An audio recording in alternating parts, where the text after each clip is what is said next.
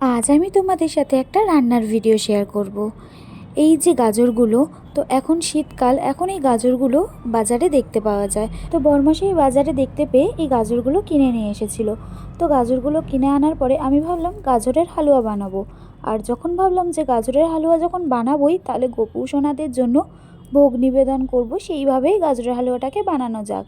তো দেখো, এখানে আমি সমস্ত কিছু উপকরণ নিয়ে নিয়েছি। কি কি লাগবে তাও আমি একবার বলে দিচ্ছি।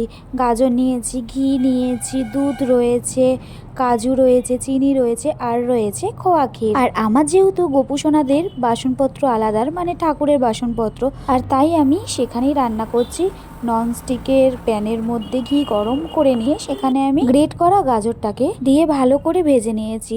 তো কিছুক্ষণ ভাজার পরে আমি চিনি দিয়েছি, চিনি দিয়ে আবারও ভেজেছি।